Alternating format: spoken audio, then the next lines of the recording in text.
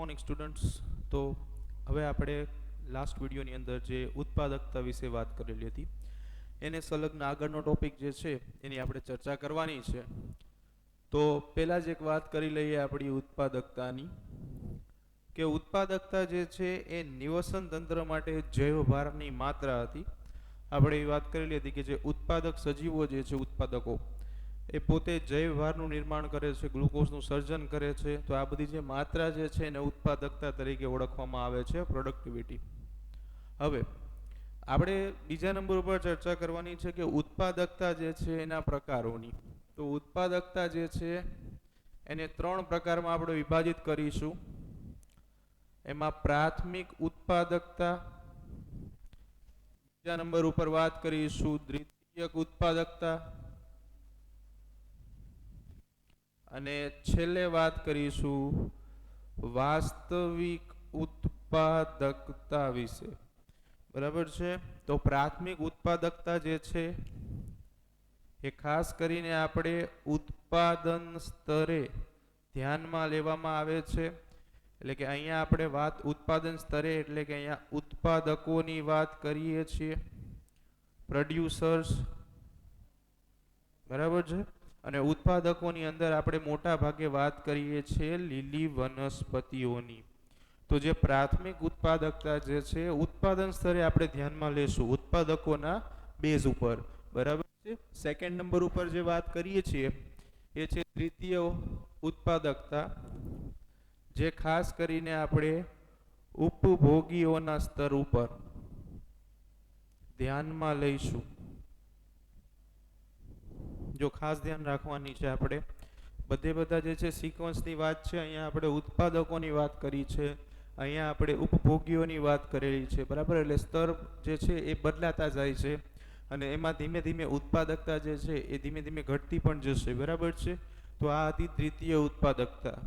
છેલ્લા નંબર ઉપર વાસ્તવિક ઉત્પાદકતાની વાત કરીએ. તો વાસ્તવિક ઉત્પાદકતા શું છે? તો કે ઉપભોગીઓ દ્વારા ન વપરાયેલી ઉત્પાદકતાના જથ્થાને વાસ્તવિક ઉત્પાદકતા તરીકે ઓળખવામાં આવે છે. હવે ફોર એક્ઝામ્પલ કે આપણે એક એક્ઝામ્પલ એવું લઈએ કે સામાન્ય રીતે શું છે કે આપણી પાસે ઉત્પાદકો છે, ઉત્પાદકોને ઉપભોગતાઓ ખાય છે અને ઉપભોક્તાઓ જે છે એ છેલ્લે વિઘટન પામે છે. જે વિઘટન કરવાનું કામ વિઘટકો કરે છે. બરાબર? તો ઉત્પાદકોના સ્તર માટે આપણે પ્રાથમિક ઉત્પાદકતા જે છે એનો અભ્યાસ કરશું. હવે અહીંયા ઉત્પાદકો જે છે એ પોતે પોતાની ઉર્જા ઉપભોક્તાઓને આપે છે જ્યારે ઉપભોક્તા ખાય છે ત્યારે. બરાબર? તો ત્યાં આપણે દ્વિતીય ઉત્પાદકતાની વાત કરીશું. હવે શું થાય કે ઉપભોક્તાઓની અંદર શક્તિ તો સંગ્રહિત જ છે જૈવભાર સ્વરૂપે. બરાબર? હવે મૃત્યુ પામે છે તો એની અંદરની જે સંગ્રહિત ઉર્જા જે છે, જે જૈવભાર જે છે એ ઉપયોગમાં નથી લેવાયેલો, સ્ટોર થયેલો છે. તો એને આપણે કહીશું વાસ્તવિક ઉત્પાદકતા.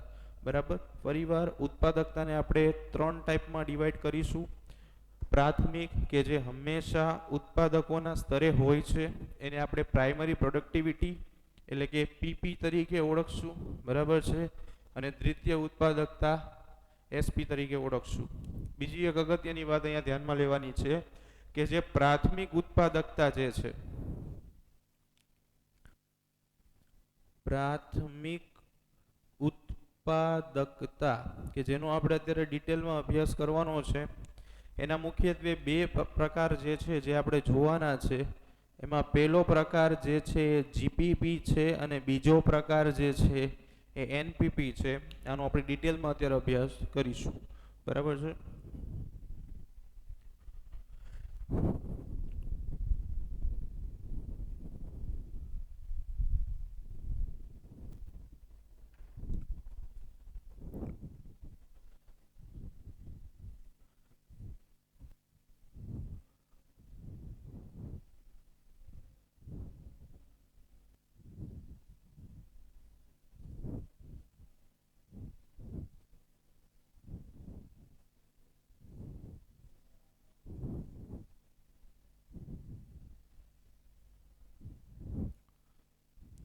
ઓકે, તો હવે આપણે વાત કરવાની છે નેક્સ્ટ ટોપિક પ્રાથમિક ઉત્પાદકતાની.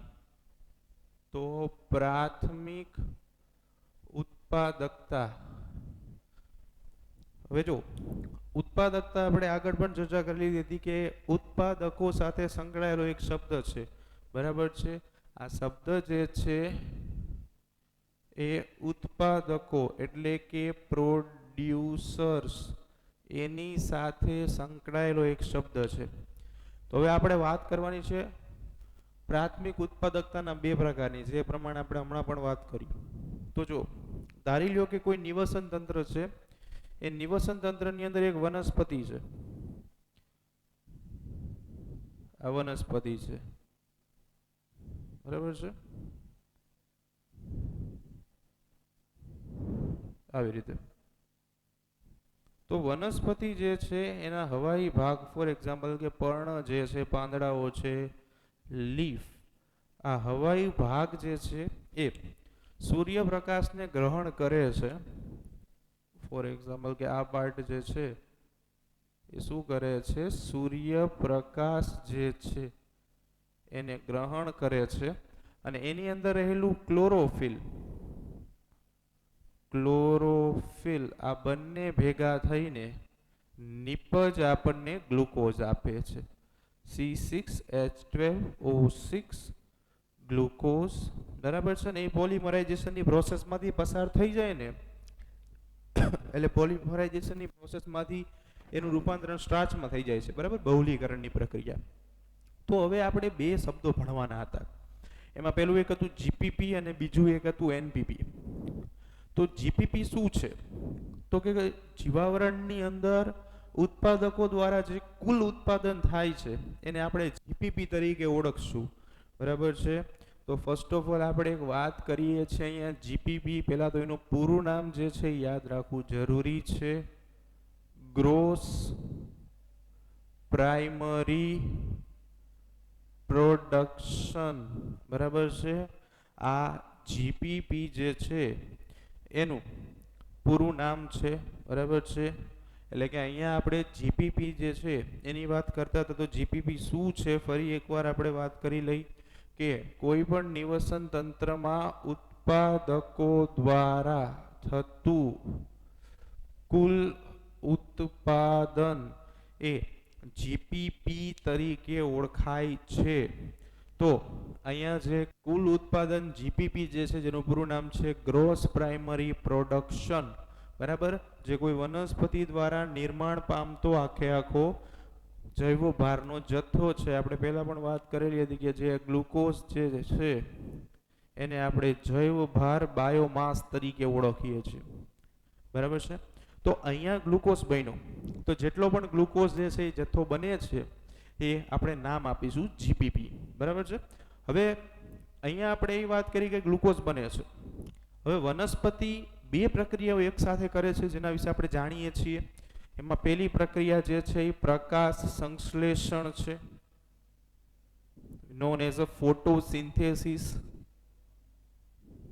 અને બીજી એના જેવી જ પ્રક્રિયા જે છે શ્વસન, વી નોન એઝ અ રેસ્પિરેશન, બરાબર છે. તો આ બે પ્રક્રિયાની અંદર જુદાપણું શું છે, તો કે પ્રકાશ સંશ્લેષણની ક્રિયા છે ફોટોસિન્થેસિસ, એની અંદર ગ્લુકોઝ એટલે કે ખોરાકનું નિર્માણ થાય છે, એટલે કે આમાં ગ્લુકોઝ બને છે, ગ્લુકોઝ બને. ઓકે, શ્વસનની પ્રક્રિયા જે છે એમાં શું થાય, તો કે જે ગ્લુકોઝ છે એમાંથી ઉર્જાનું નિર્માણ થાય, ઉર્જાનું નિર્માણ. અને ઉર્જા અહીંયા હોય એટીપી સ્વરૂપે, બરાબર છે. વાત કરીએ એટીપી એટલે કે એડિનોસાઇન ટ્રાઇફોસ્ફેટ, બરાબર છે. તો આવી રીતે બે પ્રક્રિયા થતી હોય છે. એટલે કે વનસ્પતિ જે છે જે ખોરાક બનાવે છે એમાંથી અમુક માત્રામાં ખોરાક જે છે એ ઉર્જા મેળવવા માટે વાપરે પણ છે, અને એ પ્રક્રિયાને આપણે શ્વસન તરીકે ઓળખીએ છીએ, બરાબર છે. તો હવે વિચારો કે આપણે જીપીપીની વાત કરેલી હતી, ગ્રોસ પ્રાઇમરી પ્રોડક્શન, કે જે કુલ ઉત્પાદન દર્શાવે છે શેનું, તો કે ગ્લુકોઝનું. હવે આની અંદરથી શું થશે કે વનસ્પતિ થોડું એવું ઉત્પાદન જે છે ને એ પોતે પણ વાપરશે, બરાબર છે, અહીંયા શ્વસન મારફતે ઉર્જા મેળવવા માટે. તો હવે એની આપણે ચર્ચા કરીએ.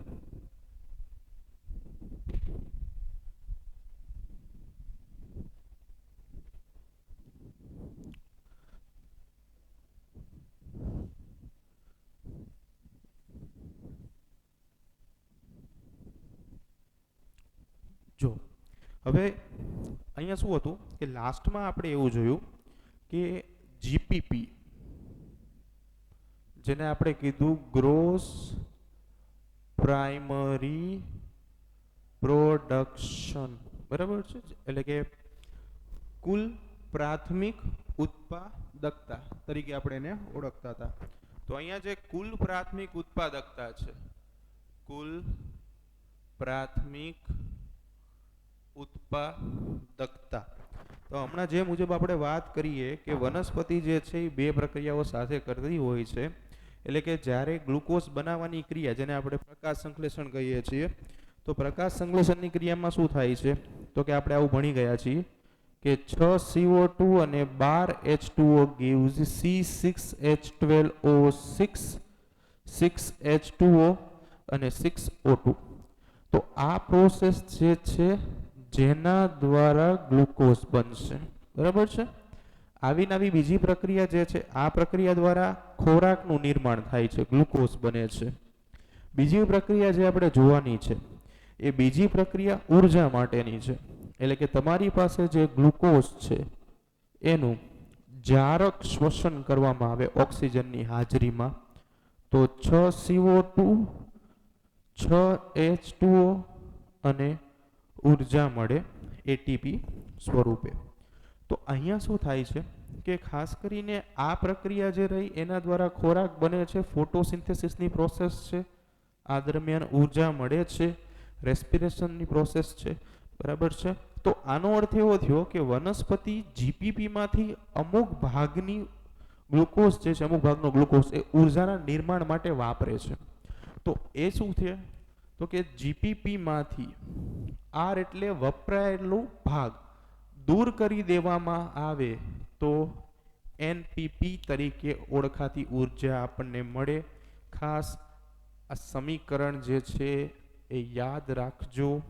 તો અહીંયા જે આપણે વાત એનપીપીની કરીએ છીએ, તો એનપીપી છે નેટ પ્રાઇમરી પ્રોડક્શન, એટલે કે વાસ્તવિક પ્રાથમિક ઉર્જા, એને આપણે નામ આપીશું એનપીપી, જે જીપીપી માંથી વપરાયેલી ઉર્જા બાદ કરવાથી મળે છે. એટલે આર એટલે શું, તો કે વનસ્પતિ દ્વારા વપરાઈ ગયેલ જથ્થો અથવા તો તમે ઉત્પાદન બાદ કરો, બરાબર, એને આપણે આર કહેશું. તો જીપીપી માંથી આર નીકળે એટલે શું બનશે, એનપીપી, જે શેના તરીકે ઓળખાય છે, નેટ પ્રાઇમરી પ્રોડક્શન, બરાબર છે. તો અત્યાર સુધીની જે આપણે વાત કરી આ બધી જે છે, એટલે કે જીપીપી અને એનપીપી આ બંને જે છે એ ઉત્પાદકો સ્તરે હતી. અહીંયા આપણે હંમેશા વાત વનસ્પતિની કરી છે, ખાસ ધ્યાન રાખજો. હંમેશા આપણે વાત કોની કરી છે, વનસ્પતિની કરી છે. અહીંયા ક્યાંય આપણે પ્રાણીનો ઉલ્લેખ કર્યો નથી, એટલે કે કોઈ પણ પ્રકારના ઉપભોક્તા જે છે એનો ઉલ્લેખ અહીંયા આપણે કરેલો નથી. એટલા માટે આજે ઉર્જા જે છે એને આપણે નામ આપશું પ્રાથમિક ઉત્પાદકતા, બરાબર છે. તો અહીંયા સુધી સમજાશે પ્રાથમિક ઉત્પાદકતા સુધીની વાત. ઓકે, ચાલો તો હવે નેક્સ્ટ ટોપિક ઉપર ફોકસ કરીએ.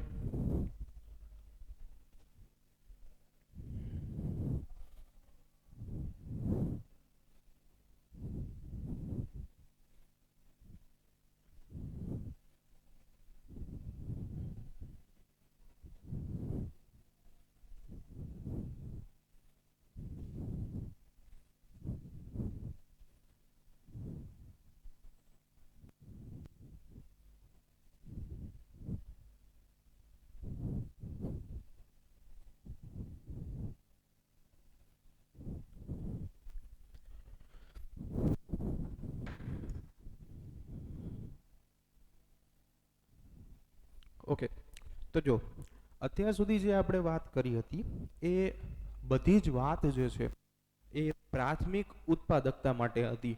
એટલે કે પ્રાથમિક ઉત્પાદકતાની જો આપણે વાત કરીએ, પ્રાથમિક ઉત્પાદકતા, બરાબર છે. તો પ્રાથમિક ઉત્પાદકતાની અંદર આપણે બે ભાગ વિશે અભ્યાસ કર્યો. ફર્સ્ટ ઇઝ જીપીપી એન્ડ બીજું જે હતું એ એનપીપી હતું. આપે ઉપર વાત કરી. હમણાં પણ તમને સમજાયું એ પ્રમાણે કે પ્રાથમિક ઉત્પાદકતા છે ને એમાં હંમેશા આપણે ઉપભોગ્યોને ક્યારેય ધ્યાનમાં લેતા નથી, માત્ર આપણે ઉત્પાદકો વિશે વાત કરીએ છીએ, વનસ્પતિ વિશે. હવે ધારી લઈ કે કોઈ છોડ જે છે અથવા તો કોઈ વનસ્પતિ છે એ પ્રાથમિક ઉત્પાદકતા દર્શાવે છે. હવે અહીંયા જે ઉત્પાદન થયું છે એ બધું ઉત્પાદન જે છે એ ઉત્પાદન કોઈ અન્ય સજીવ દ્વારા ખવાય છે. ફોર એક્ઝામ્પલ કે જીપીપી અને એનપીપી વનસ્પતિની ઘટના હતી, આ વનસ્પતિમાં જોવા મળે છે, તો આ વનસ્પતિને કોઈ તૃણાહારી સજીવ ખાય છે. તૃણાહારી સજીવ, બરાબર છે. તો તૃણાહારી સજીવ ખાય છે કોઈ વનસ્પતિને, તો એની અંદર જે આ પ્રાથમિક ઉત્પાદકતા જે છે એમાંથી થોડી ઘણી વપરાયેલી ઉર્જા જે છે એ એને મળશે.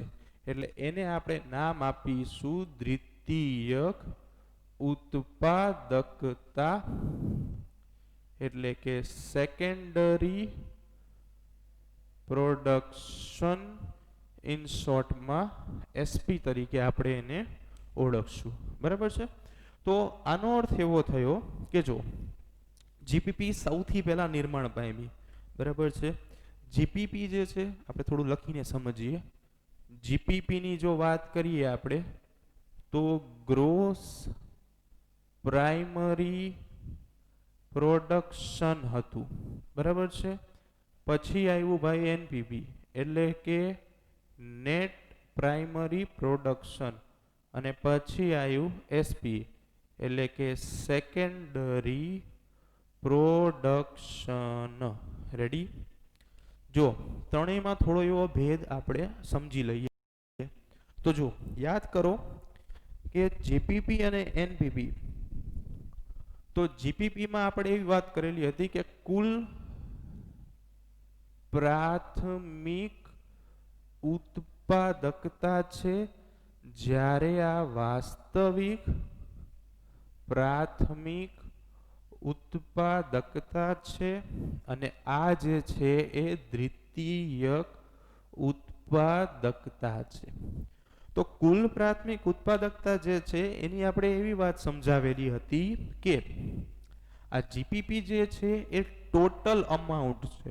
વનસ્પતિ એક વર્ષ દરમિયાન કેટલો જૈવ ભારનો જથ્થો બનાવે છે ને એની માત્રા જીપીપી દર્શાવે, બરાબર છે. એટલે અહીંયા આપણે લખીશું કુલ ઉત્પાદનનો જથ્થો, ટોટલ અમાઉન્ટ. એક એક્ઝામ્પલ દ્વારા સમજતા જઈએ આપણે, બરાબર છે. જો અહીંયા આપણે એક સિક્વન્સ બનાવીએ. ફોર એક્ઝામ્પલ કે આવું એક સિક્વન્સ હું બનાવું છું અહીંયા કે આપણી પાસે વનસ્પતિઓ છે, બરાબર. વનસ્પતિમાંથી આપણે તૃણાહારી સુધી પહોંચવાનું છે. રેડી? હવે જો કે વનસ્પતિ છે એ વનસ્પતિ એક વર્ષ દરમિયાન જૈવ ભારનો જથ્થો જે છે, ફોર એક્ઝામ્પલ જીપીપી બનાવે છે 1000 ટન.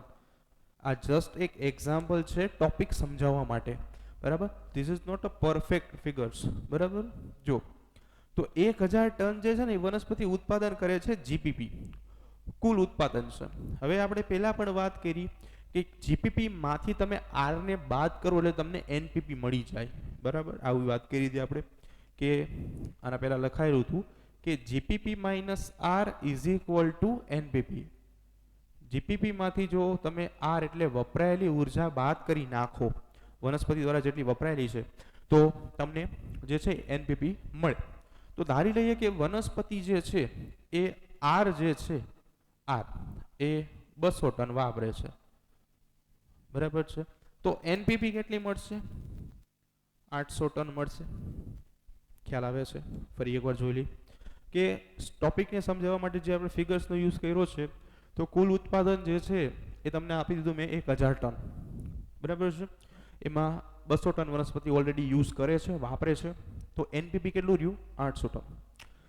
હવે એનપીપી જે છે એ વનસ્પતિમાં એમાંથી કોને આપશે? તૃણહારીને આપશે. તૃણહારી સુધી પહોંચતા પહોંચતા શું થાય? થોડું ઘણું વપરાઈ જાય. એટલે આને જે મળે છે એ દ્વિતીય ઉત્પાદકતા છે. બરાબર છે. એટલે ધારી લઈ કે આને એસપી જે છે એ 500 ટન જ મળે છે 800 માંથી વપરાયા બાદ. બરાબર છે. કેમ કે જ્યારે ઉર્જા આપણે સ્થળાંતરિત કરતા હોય, ખાતા હોય, તો સંપૂર્ણ પોષણ મળે એવું બનતું નથી. બરાબર છે. તો આના આધારે આપણે એક સિક્વન્સ આપી શકાય. જો કેવો સિક્વન્સ છે કે હંમેશા જીપીપી જે છે એ વધારે હોય. કોની સાપેક્ષે? તો કે એનપીપી અને એસપી. બરાબર છે. આ પહેલો સિક્વન્સ છે, ખાસ યાદ રાખજો. GPP is much greater than NPP and SP. તો આ પહેલું. સેકન્ડ નંબર ઉપર અલગ અલગ નિવસન તંત્ર માટે આપણે વાત કરીએ તો અલગ અલગ નિવસન તંત્ર માટે પણ ઉત્પાદકતા જે છે એમાં ઘણો બધો ફેર હોય છે. જેમ કે આપણે એવી વાત કરી કે જંગલની અંદર ઉત્પાદકતા વધારે હોય તૃણભૂમિની સાપેક્ષમાં, અને તૃણભૂમિમાં ઉત્પાદકતા વધારે હોય રણની સાપેક્ષે. બરાબર છે.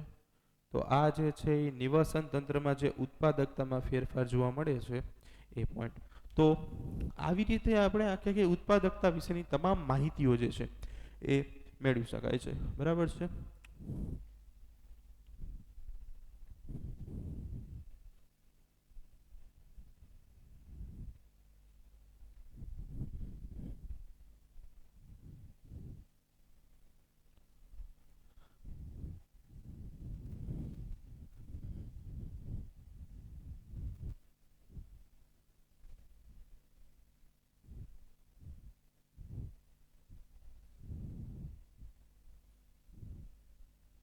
ઓકે, હવે વાત કરીએ થોડીક વૈશ્વિક સ્તરે ઉત્પાદકતાની. બરાબર છે.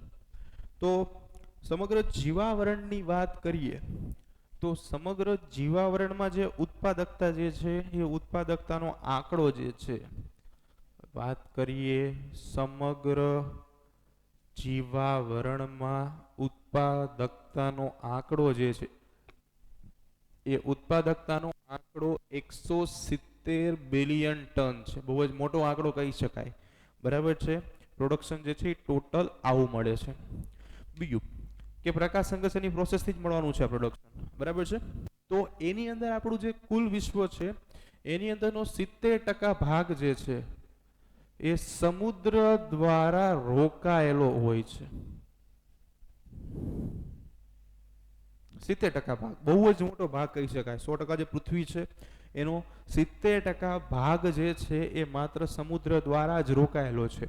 બીજું કે આ જે ટોટલ પ્રોડક્શન છે 170 બિલિયન ટન, એની અંદરથી 55 બિલિયન ટન 55 બિલિયન ટન જ માત્ર સમુદ્ર દ્વારા ઉત્પાદન થાય છે. આટલું જ પ્રોડક્શન જે છે એ સમુદ્ર દ્વારા થાય છે. તો બાકીનું જે વધેલું પ્રોડક્શન છે, આના સિવાયનું જે પ્રોડક્શન જે છે, તો બાકીનું જે ઉત્પાદન છે, બાકીનું ઉત્પાદન આ જમીન ઉપર આવેલા ઉત્પાદકો કરે છે. જમીન પર જે ઉત્પાદકો છે એ બાકીનું ઉત્પાદન કરે છે. તો આ રીતે વૈશ્વિક જીવાવરણમાં આવા ઉત્પાદકો વિશે આપણે અભ્યાસ કરી શકાય.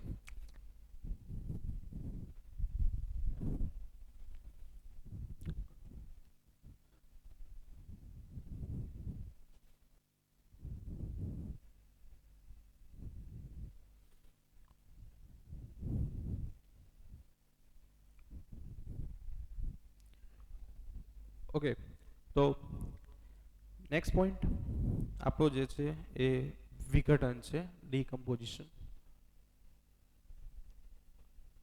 વિઘટન. બરાબર છે. હવે વિઘટનની વ્યાખ્યા જે છે ને આમ કહી શકાય આપણે કે સામાન્ય રીતે કોઈ પણ સજીવ જે છે એની અંદર રહેલા મહાઅણુઓ જે છે એ મહાઅણુનું સરળ અને શોષી શકાય તેવા અણુઓમાં રૂપાંતરિત કરવાની જે ક્રિયા છે એને આપણે વિઘટન તરીકે ઓળખશું. બરાબર છે. કે જે મહાઅણુઓનું રૂપાંતરણ સરળ અને શોષી શકાય તેવા અણુઓમાં રૂપાંતરિત કરવાની ક્રિયાને વિઘટન તરીકે ઓળખવામાં આવે છે. બીજું કે જે સજીવો વિઘટન કરે છે એને આપણે વિઘટકો તરીકે ઓળખીએ છીએ, બરાબર છે. તો સેકન્ડ પોઈન્ટ કે વિઘટન કરનાર સજીવને વિઘટકો તરીકે ઓળખવામાં આવે છે. સામાન્ય વિઘટકોની જો વાત કરીએ, કોઈ પણ નિવસન તંત્રમાં અંદર સામાન્ય જે વિઘટકો છે, તો એ સામાન્ય વિઘટકોનું નામ આપણે થોડુંક લખીને સમજીએ તો સામાન્ય વિઘટકોમાં કોનો કોનો સમાવેશ થશે? તો સ્પેશિયલી બેક્ટેરિયા, ફૂગ, આના સિવાય અળસિયા અને કસાધારી સજીવો જે છે એ સામાન્ય વિઘટકો છે. બીજું કે વિઘટનની પ્રક્રિયા જે છે સળંગ પ્રક્રિયા છે, પણ આપણે સરળતાથી સમજી શકાય એટલે થોડાક પાર્ટ્સ પાડેલા છે, તો દરેક ભાગ વિશે આપણે થોડું સમજીએ. તો વિઘટનની પ્રક્રિયાના ભાગની વાત કરીએ તો પહેલો તબક્કો જે છે એ છે અવખંડન, બીજા નંબર ઉપર ધોવાણ, ત્રીજા નંબર ઉપર અપચય, ચોથા નંબર ઉપર ખાતર નિર્માણ અથવા તો સેન્દ્રિયકરણ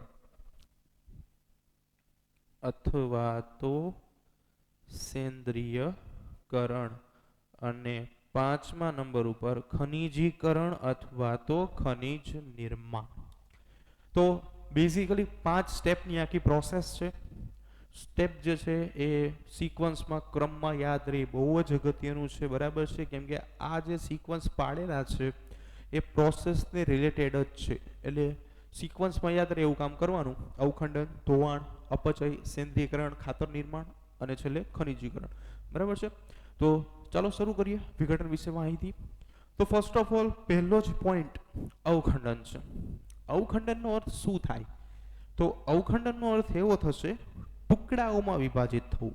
જો સિમ્પલ વસ્તુ એવી છે કે અહીંયા આપણે જે વિઘટનની પ્રોસેસ કરશું એ કોઈ મૃત સજીવ ઉપર થશે, બરાબર છે. ડેડ લિવિંગ ઓર્ગેનિઝમ જે છે, જે જીવંત હતો પણ મૃત્યુ પામ્યો છે, એના ઉપર વાતાવરણના વિઘટકો જે છે અથવા તો નિવસન તંત્રના વિઘટકો એ વિઘટનની પ્રોસેસ કરશે.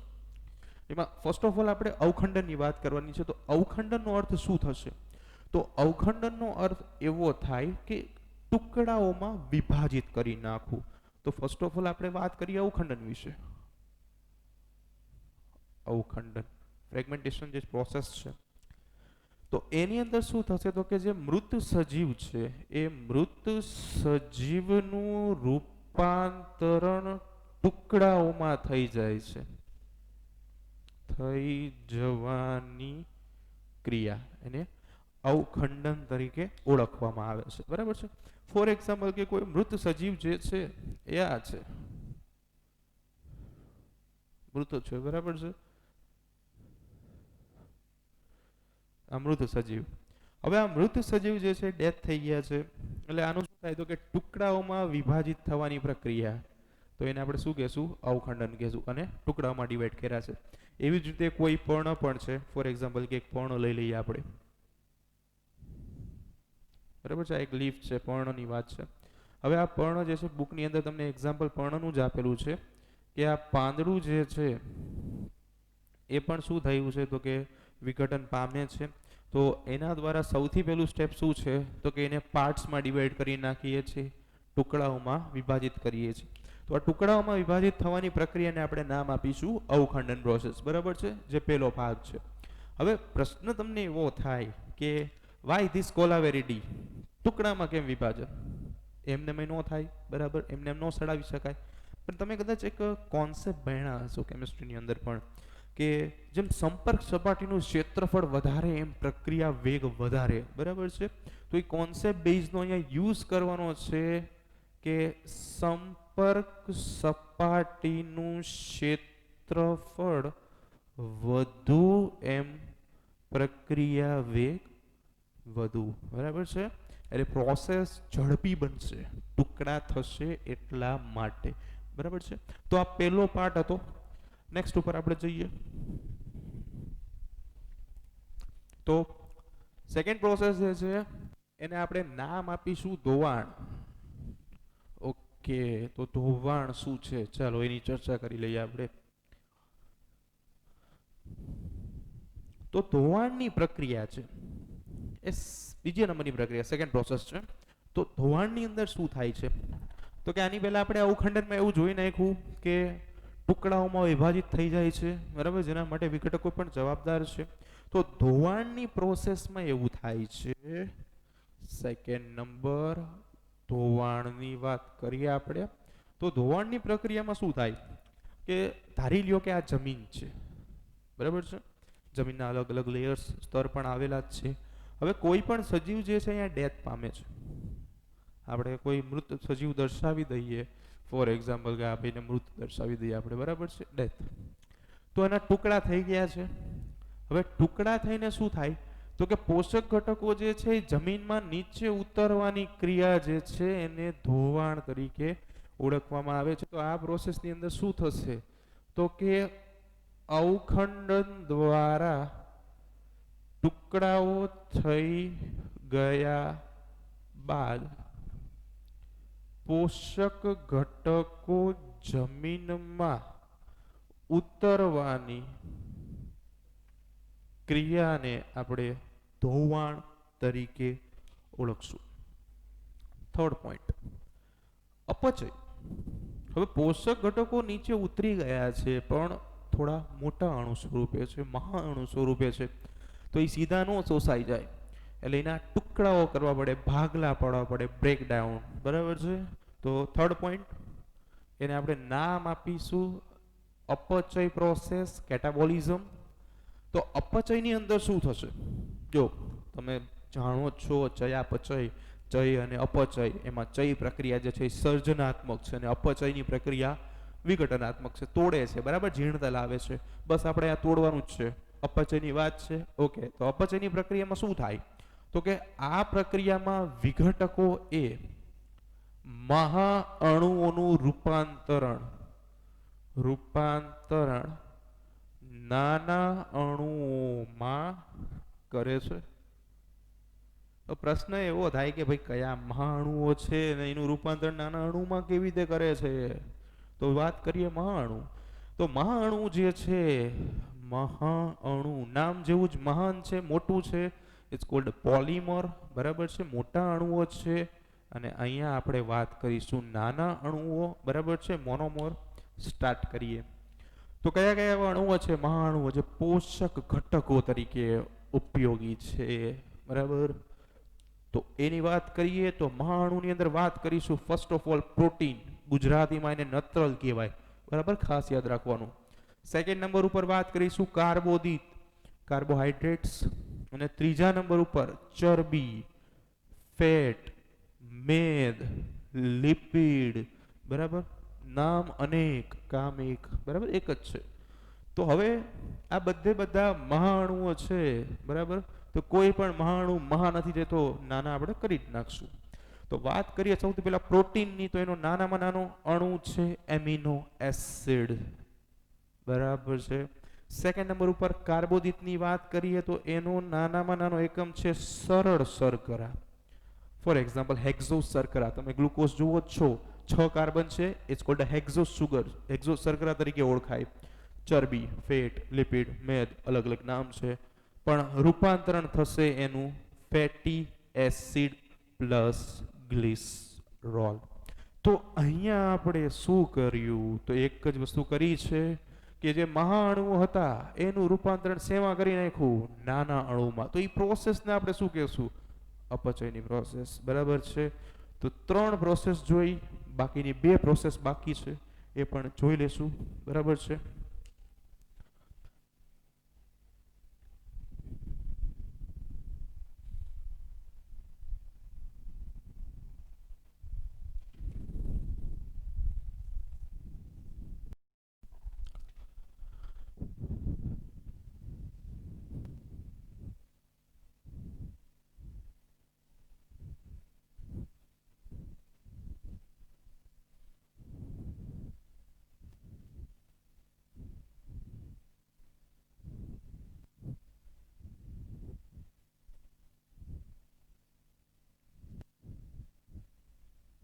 ઓકે, ચોથા નંબર ઉપર જઈએ, જે આપણો ટોપિક છે નંબર 4, કે જેનું નામ છે ખાતર નિર્માણ અથવા તો સેન્દ્રિયકરણ. બરાબર છે. ઓકે ચાલો, તો હવે શું થાય છે, તો કે નંબર 4 ઉપર ફોકસ કરવાનું છે આપણે. નંબર 4, ખાતર નિર્માણ અથવા તો સેન્દ્રિયકરણ. તો શું થાય છે, તો કે વિઘટનની પ્રક્રિયાનું ચક્ર જે છે કન્ટિન્યુઅસ ચાલુ જ છે આપણે. બરાબર છે. ચોથા સ્ટેપ પર પહોંચ્યા છીએ જે આપણે. તો અહીંયા શું થશે, તો કે જે ચોથું સ્ટેપ છે આપણા માટે, એમાં અહીં ખાસ કરીને એક ગાઢ રંગનું અસ્ફટિકમય પદાર્થ, એમોર્ફસ કહેવાય. બરાબર, અંગ્રેજીમાં ને એમોર્ફસ પદાર્થ બને છે, જેને સેન્દ્ર તરીકે અથવા તો ખાતર તરીકે ઓળખવામાં આવે છે. બરાબર છે. આ ગાઢ રંગનો પદાર્થ છે, આ જમીનની અંદર પડે એટલે જમીનની ફળદ્રુપતા જે છે એનો વધારો થાય. અને આ પ્રક્રિયા જે છે એ કેમ થઈ, કારણ કે આપણે હમણાં જોયું હતું ને કે પોષક ઘટકો જે મહાઅણુઓ હતા એનું રૂપાંતર આપણે નાના અણુમાં કરી નાખ્યું. તો જે આ નાના અણુઓ જે છે જમીનની અંદર જાય છે અને ખાતર નિર્માણની પ્રક્રિયા કરે છે, એટલા માટે અહીંયા સેન્દ્રનું સર્જન થયું છે. બરાબર છે. નેક્સ્ટ એન્ડ લાસ્ટ પોઈન્ટ, 5મા નંબર ઉપર ખનિજીકરણ વિશે વાત કરવાનું છે. તો 5th પોઈન્ટ, ખનિજીકરણ. હવે શું થાય છે કે બધા પોષક તત્વો તો જે છે, બરાબર, આ બધી વસ્તુ જમીનમાં જાય છે, જમીનની અંદર જાય છે, પોષક ઘટકો જમા થાય છે, સેન્દ્ર બને છે. બરાબર છે. આ સેન્દ્ર બને છે એટલે કે એની અંદર પોષક ઘટકો છે. તો બધા પોષક ઘટકો કઈ વનસ્પતિઓ ડાયરેક્ટ શોષી નથી લેવાની. બરાબર છે. એની પણ અમુક લિમિટેશન છે, અમુક એની પણ કેપેસિટી છે. તો જે ઘટકો જે છે વનસ્પતિ નથી શોષતી, બરાબર છે, તો એ બધા ખનિજ ઘટકો જે છે જમીનમાં તળિયે જમા થાય છે, અને એ પ્રોસેસ જે છે એને ખનિજીકરણ તરીકે ઓળખવામાં આવે છે. બરાબર છે. તો શોષણની પ્રક્રિયા બાદ ઘણી માત્રામાં ખનિજ તત્વો જમીનમાં જમા થયેલા જોવા મળે છે. તો આ પ્રક્રિયાને, બરાબર છે, ખનિજીકરણ તરીકે ઓળખવામાં આવશે. આપણે જે કાંઈ પણ, બરાબર છે, અશ્મિ બળતણ શબ્દ વાપરીએ છીએ, આ બધી જે પ્રોડક્ટ્સ છે ને એ આની નિપજ જ છે. વર્ષો પહેલા આ જ પ્રોસેસ થયેલી છે, અને જેનો બેનિફિટ જે છે અત્યારે આપણે, બરાબર છે, સ્વીકારી શકીએ છીએ. બીજી એક વાત, મહત્વનો પોઈન્ટ, 2 માર્કનો પ્રશ્ન કદાચ પૂછાઈ શકે કે વિઘટનની પ્રક્રિયા ઉપર અસર કરતા પરિબળો. તો ક્વેશ્ચન આ મુજબ છે. પ્રશ્ન, વિઘટનની ક્રિયા ઉપર અસર કરતા પરિબળો જણાવો. બરાબર છે. 2 માર્કનો પ્રશ્ન. તો વિઘટનની પ્રક્રિયા ઉપર કયા પરિબળો અસર કરે છે એની આપણે વાત કરવાની છે. સૌથી પહેલા તો વાત કરીએ વિઘટનની પ્રક્રિયા પર કયા કયા પરિબળો અસર કરે છે. તો હુફાળું તાપમાન અને ભેજયુક્ત વાતાવરણ. હુફાળું એટલે કે ગરમ તાપમાન અને ભેજયુક્ત એટલે કે આર્દ્રતાયુક્ત, એવો શબ્દ આપેલો છે. બરાબર છે. વાતાવરણ વિઘટનની પ્રક્રિયાને સૌથી વધુ અનુકૂળ આવે છે. સેકન્ડ નંબર ઉપર વાત કરીએ, બીજો પોઈન્ટ, તો કે લિગ્નિન અને કાઇટિન સભર કોષ દિવાલ ધરાવતા સજીવની વિઘટનની પ્રક્રિયા ધીમી પડે છે. લિગ્નિન અને કાઇટિન ધરાવતા સજીવો ધીમી વિઘટન પ્રક્રિયા દર્શાવે છે. ફોર એક્ઝામ્પલ તમે આ શબ્દ સાંભળેલો જ છે છોકરાઓ, કાઇટીન, બરાબર છે, is known as also fungus cellulose. Cellulose, બરાબર છે, જે ફૂગની કોષ દિવાલનો ઘટક છે. ફૂગની કોષ દિવાલ ફંગસ સેલ્યુલોસ તરીકે પણ ઓળખવામાં આવે છે. તો આવા ઘટકો જો કોષ દિવાલમાં હોય તો એ વિઘટનની પ્રક્રિયા જે છે એને શું કરી નાખે છે? ધીમી પાડી દે છે. નંબર 3 કે નાઇટ્રોજન યુક્ત પદાર્થો અને શર્કરા એ વિઘટનની ક્રિયા ને ઝડપી બનાવે છે. બરાબર છે, ખૂબ જ ઝડપી સ્પીડી બનાવી નાખે છે. બીજી એક વાત કે અજારક પ્રક્રિયા જ્યારે થતી હોય અથવા તો અજારક જીવ હોય, અજારક જીવના વિઘટનમાં ઓછું તાપમાન હંમેશા અવરોધ બને છે. તો આ બધી વાત હતી આપણા મેઇન પોઈન્ટ વિઘટનની કે જે આપણે અહીંયા પૂર્ણ કરેલો છે. બરાબર છે.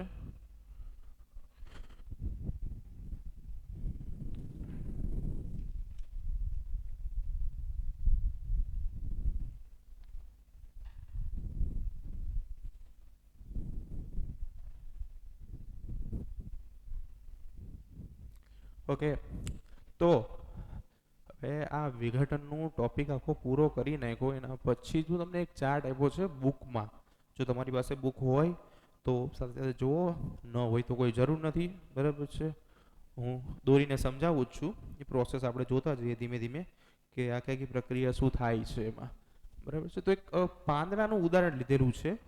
વનસ્પતિ ઉપરથી ખરી પડેલું એક પાંદડું છે અને એનું વિઘટનની પ્રક્રિયા કેવી કેવી રીતે થાય છે એનો થોડો ઘણો અભ્યાસ જે છે આપણે અહીંયા કરવાનો છે. ઓકે, એટલે એક પ્રોસેસ છે નાની એવી, જોતા જઈએ ધીમે ધીમે શું થાય છે. તો સૌથી પહેલા શું છે કે એક પર્ણ છે, અહીંયાથી આપણે એક પર્ણ, આ પર્ણ જે છે એ ખરી પડ્યું છે વનસ્પતિ ઉપરથી. હવે પર્ણ ખરીને સીધે સીધું જમીન ઉપર પડે છે.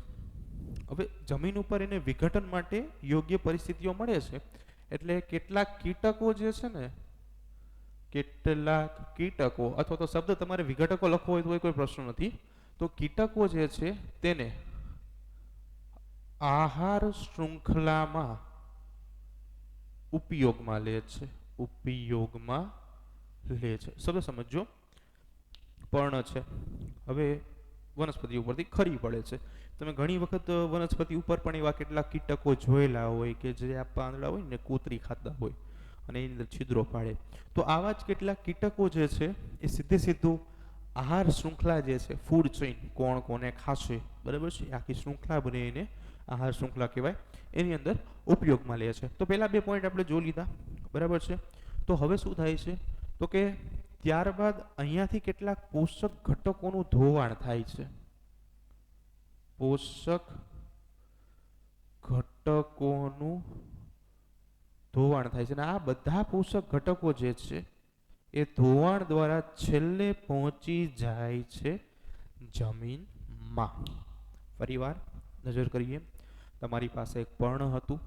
પર્ણ જે છે એ વનસ્પતિમાંથી ખરી પડ્યું, જમીનમાં ગયું, કીટકો દ્વારા તેનો ઉપયોગ આહાર શૃંખલામાં લેવામાં આવ્યો. એની અંદરના જે મોટા ઘટકો હતા એનું આપણે ધોવાણ કર્યું અને ધોવાણ થઈને બધા જ ઘટકો જે છે એ ક્યાં આવી ગયા તો કે જમીનમાં આવી ગયા. બરાબર છે. હવે શું થાય છે તો કે જમીનની અંદર આવી ગયા બાદ અહીંયાથી આગળ જઈએ તો કેટલાક ફૂગ, ઇતરડીઓ, અળસિયાઓ અને કેટલાક સૂક્ષ્મ સજીવો, બરાબર છે, સૂક્ષ્મ સજીવો એનું શું કરે છે? પાચન કરે છે અથવા તો તોડી નાખે છે. આપણે અપચયની પ્રોસેસ જોઈ ને, હા બસ એવી. હવે પાચન થઈ ગયું, ત્યારબાદ શું થાય તો કે પાચનની પ્રક્રિયા થાય એટલે આ બધા ઘટકો જે છે એ જમીનમાંથી ડાયરેક્ટ ક્યાં જાય? વનસ્પતિના મૂળમાં જાય. એટલે આ જે બધા સરળ ઘટકો છે, આ સરળ ઘટકો સીધે સીધા વનસ્પતિના મૂળ દ્વારા શોષાઈ જાય છે અને આ જ વનસ્પતિ ફરીવાર પાંદડું જે છે એને ખેરવી શકે છે. તો આખી સાયકલ થઈ. ફરીવાર જુઓ, આહાર શૃંખલામાં પર્ણ જે છે વનસ્પતિમાંથી જ પડ્યું છે, કીટકો દ્વારા આહાર શૃંખલામાં ઉપયોગ કરવામાં આવેલો છે, પોષક ઘટકોનું ધોવાણ થાય છે, ધોવાણ થઈને જમીનમાં જાય છે, જમીન જે છે એની અંદર ફૂગ ઈતળી જેવા સૂક્ષ્મ સજીવો રહેલા હોય એનું તોડીને પાચન કરે છે, જે પ્રોસેસ જે છે અપચયની પ્રક્રિયા છે, સરળ ઘટકોમાં રૂપાંતરણ થાય છે, વનસ્પતિના મૂળ દ્વારા ફરીવાર શોષવામાં આવે છે. આખી પ્રોસેસ જે છે પૂર્ણ થઈ જ છે. હવે બીજું શું થાય છે તો કે ઘણી વખત કેટલાક મૃતોપજીવી સજીવો પણ છે એનો સીધો ઉપયોગ કરીને જમીનમાં ઘટકો જે છે એને દાખલ કરતા હોય છે.